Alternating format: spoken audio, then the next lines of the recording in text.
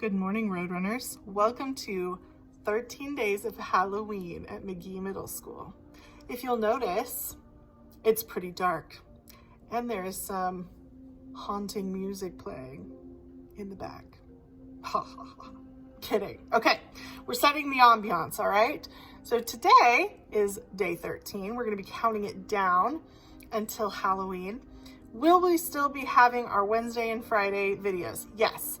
This is going to be a quicker video, and each of the days leading up until Halloween, I'm going to be sharing with you some different tips, tricks, facts, and we're going to be talking about film, we're going to be talking about music, we're going to be talking about different horror books, we're going to be talking about poetry that is scary, we're going to be talking about history of Halloween, etc., etc., etc.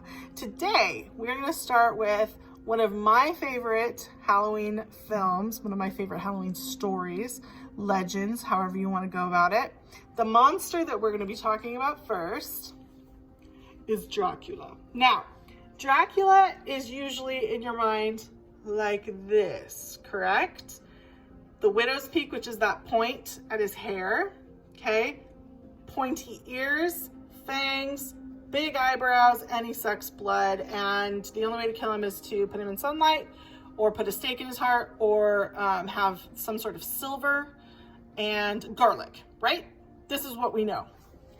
But the other thing that we know is it did not always start that way, and it's not always depicted that way in film or in other mediums of art. So the first film I want to talk about that was about Nosferatu, see, I already gave it away. Nosferatu is the film Nosferatu, and it's a silent film.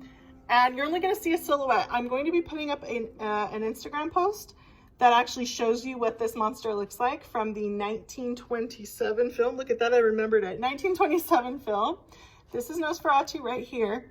And you can see there are some differences. He's a little bit of a hunchback. He's bald. You can't tell that from here, but I can tell you that's true. He's bald, and he's got these long, creepy fingers, fingernails, etc.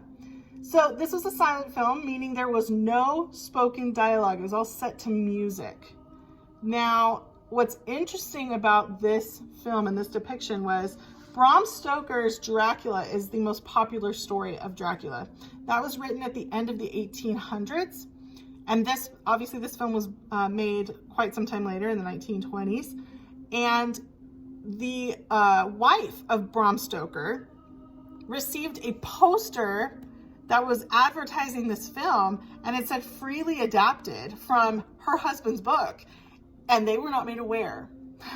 So she got very upset with the producers. They figured it all out, everything was smoothed over, but just remember, copyright, everybody. Always, always, always be in communication with who owns the rights and that sort of thing to various pieces of intellectual media. So let's talk about Nosferatu and how the story is a little bit different and some fun facts from the film. I know it's so creepy, isn't it? All right, so in the film, in the 1927 horror film, stop motion was used to give some creepy, almost disjointed effect. So what stop motion is if you've watched like the Lego movie or you've seen Gumby or Charlie the Unicorn on YouTube, everything was kind of, in those examples, very disjointed. Like you could see that there was some starts and stops to the camera work. That's exactly what was used for in this film of Dracula.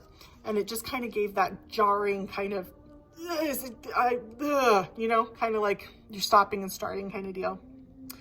The word Nosferatu has been discussed as to what it means in translation. The clearest translation that we have is linked to Romanian, and in Romanian it sort of means Nosferatu, or no, sort of means vampire, excuse me, but there's a little bit of discrepancy there. Is that the word? Sure, we're gonna go with it. However, it has been said by those who speak Romanian that that's pretty much what it means. It kind of breaks it down a little further, but to just say that it means vampire is pretty much spot on. The last thing, if you are into SpongeBob, and I know a lot of you are gonna go, no, Miss Beller, we don't like SpongeBob. But if you are, you've seen SpongeBob. In season 2 of SpongeBob, there is a an episode that's called The Graveyard Shift, where you meet the hash slinging slasher, right? It's this fish that has the, sorry about that, friends. So we're talking about the last fun fact about Nosferatu. So in the SpongeBob episode called The Graveyard Shift, there's a fish that comes in wanting to apply for a job. And what happens is the lights are flickering on and off, right? And SpongeBob and Squidward turn, as does the other fish, and they look at the doorway, and who's standing there? Nosferatu, and he's flipping the lights on and off, and you see him kind of like startled and then smile. That is who we are talking about, my friends. Yes, this comes from, his character comes from the silent film Nosferatu. So, fun facts about little Nosferatu and the Dracula character. So we know Dracula as Count Dracula. In Nosferatu, and I want to make sure that I get this name right. Yes, his name is Count it's not Olaf, Miss Butler. This is not Disney. It's Count Orlok. I don't know why I have a hard time with that because it sounds like a Lord of the Rings name. Count Orlok. So I encourage you, if you are interested in any of these characters, these are actually books right here in the library. You can come and check those out once we're back on campus. And yeah, I encourage you though to do your own research. You're more than welcome to do your own research online and that sort of thing with the permission of your parents or guardians. And please make sure that you are careful online when searching out Halloween films because there is sensitive material from a lot of different Halloween films. All right, let's talk about what we are doing for the 13 days of Halloween. So I am going to be sharing with you different films. I'm also going to be leaving you with some tips and tricks to get ready for Halloween, and hopefully it helps you to figure out what you want to do for the holiday. We are not going to be just talking about movies. We're not going to be talking about just makeup. We're going to be talking about everything surrounding Halloween, its history, etc. All right, so for your little tip today, let's talk about makeup as far as transforming yourself from a character to a character. Sorry about that again. It's never a dull moment here. All right, so tips and tricks for you for makeup application. When you are going out to get anything from a store or you have stuff at home, please make sure that you are making sure it is not. That sentence was terrible. Let's start over. Please make sure that the products that you have do not smell bad. If you have a cream-based makeup or a liquid-based makeup and it doesn't smell good, do not put it on your face, okay? You can do so much with very minimal amount of products. Here are my tips and tricks as far as blood goes. Now, it is completely up to your parents to decide if you are allowed to wear blood or not. If you were here at school, blood would not be allowed for your costume, but as Halloween is on a Saturday and we are not coming together for the holiday, this is something that you can look into doing, obviously with the permission of your parents. So blood can be made at home. Fake blood can be made at home. You do not need to purchase it. Here are some tips and tricks. My favorite of them is taking flour. I know this is going to sound weird. Take flour or cornstarch.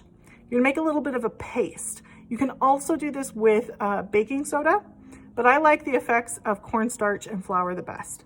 You make a little bit of a paste with water. Don't make it too runny. You want it to be kind of somewhere in the middle where you can still see clumps forming, but there is a little bit of a smooth consistency with it as well. Then you're going to take some food coloring. Red would obviously be the color you want to do. You're going to put some red in there, probably 2 to 3 drops. Mix it in there. It's probably not going to be as red as you want it, so keep adding drops until you get the red color that you want. So when applying this, you're probably going to want a brush or just using your finger. And you're going to want to apply this wherever you're wanting the desired effect. Please make sure that if you are borrowing an outfit from someone, that the blood doesn't get on the fake blood. The fake blood doesn't get on the costume. This will stain because it is food coloring, so be very, very careful, okay?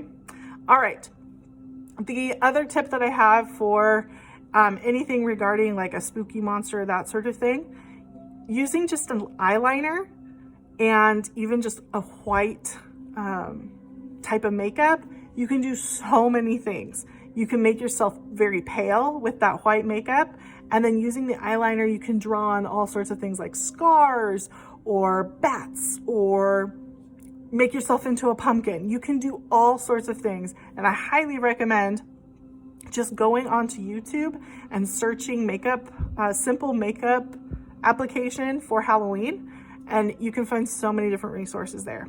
I am going to be doing some tutorials for you that are very simple and will help you out for choosing what you'd like to do for Halloween during these 13 days of Halloween. And yes, we're gonna keep the spookiness going. So I hope you enjoyed this video. I am so excited for Halloween this year, even though it is gonna be a little different. Please stay safe, please wear your masks, please be healthy. Make sure you're drinking water, because that is huge, okay? With all the candy that we're gonna be doing and all of that stuff, make sure you're drinking water. And my friends, I will see you back here tomorrow for day 12. Day 12, no. For, you know what, we're just gonna go in order. Day 2 of the 13 days of Halloween at McGee. I don't know how to sound this off. Bye guys, see you later.